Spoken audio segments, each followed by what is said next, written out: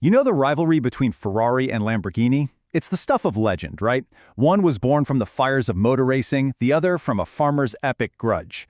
Now, in an age of silent electric motors, you'd think these two giants would start to, I don't know, converge, become more alike? But what if the exact opposite is happening? What if this new tech is actually pushing them further apart, making them more intensely themselves than they have ever been? Let's get into it. And this right here, this quote, gets to the very heart of what we're talking about. See, hybrid power isn't some compromise that's blending these two icons together. No way.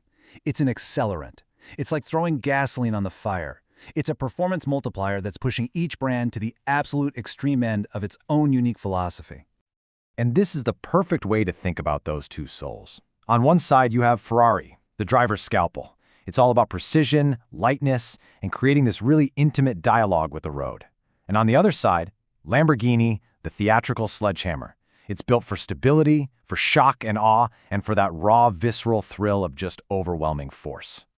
So here's how we're going to break this down. We'll start with their powertrain choices, then dive into their very different design histories, see how that all translates to the actual driving experience, and then we'll look ahead to their electric future. All right, first up, the heart of the beast, the engine. In this hybrid era, the choices each of these brands is making under the hood, well, they reveal absolutely everything about who they are. So Ferrari's strategy is all about diversity.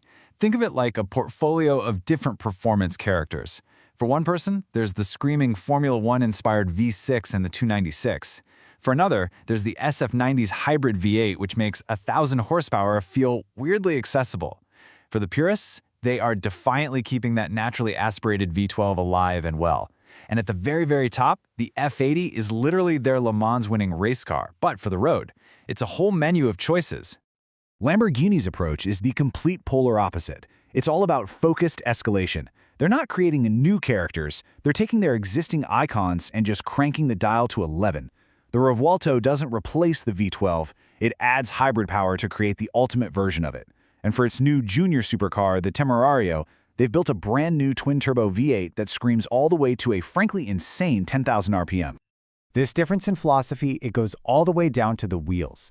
Lamborghini is 100% committed to all-wheel drive. They want that unshakable, brute force stability. But Ferrari made a huge statement by making the 819 horsepower 296 GTB a rear-wheel drive car. That's a deliberate choice. They're telling us they prioritize that delicate, nuanced feel of a traditional driver's car, even if it means not having the absolute fastest 0 to 100 time on paper.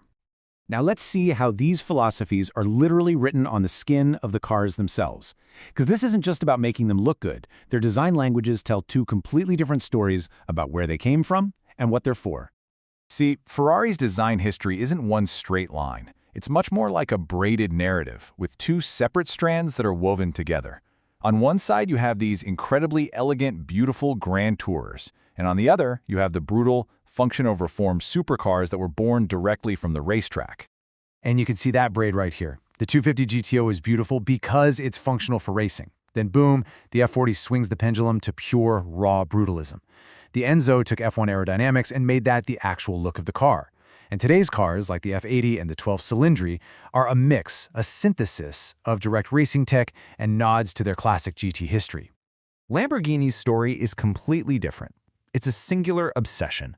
They had this one explosive, revolutionary idea about a half a century ago, and they've just been perfecting and amplifying it ever since.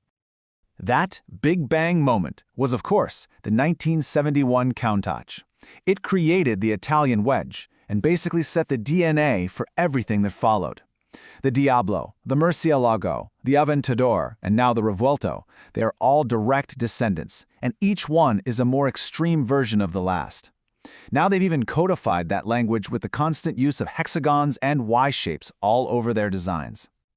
Okay, so you've got the engines and the design. But what does it all mean when the rubber actually hits the road? This is where the soul of these machines is really, truly revealed. The raw numbers, they're just insane for both. We're talking 1,000 horsepower flagships doing 0 to 100 in the low 2-second range. But look a little closer. See the Ferrari 296 with all that power going only to the rear wheels versus the all-wheel drive Temerario. That single detail, it hints at two very, very different experiences. And this just brilliantly illustrates the Lamborghini philosophy. Their record-setting lap at the Nürburgring, the world's most terrifying track, wasn't just about power. It was a testament to extreme high-speed stability and the kind of overwhelming grip that gives a driver massive confidence. That is the sledgehammer at work. And here's the perfect counterpoint. Ferrari's record on their own Fiorano test track, which is a tight, technical circuit, it showcases something completely different. This isn't about brute force. It's about precision, agility, and the immediate delicate response of a true driver's car. The scalpel, right in its element. So it all comes down to this. The Ferrari experience is engineered to feel like a seamless extension of you. The car feels light, it seems to pivot right around your hips, and all its systems are designed to create this constant tactile conversation between you and the pavement. The Lamborghini experience, on the other hand, is a performance. It's an event. It's engineered to make you feel like you are commanding an indomitable force. The stability and the immense grip are designed to inspire awe, anchoring you to the road and making you feel like you're piloting a fighter jet.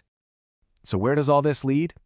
As we head towards a fully electric future, the biggest challenge for both of these brands is how to preserve these very distinct identities when those screaming engines finally fall silent.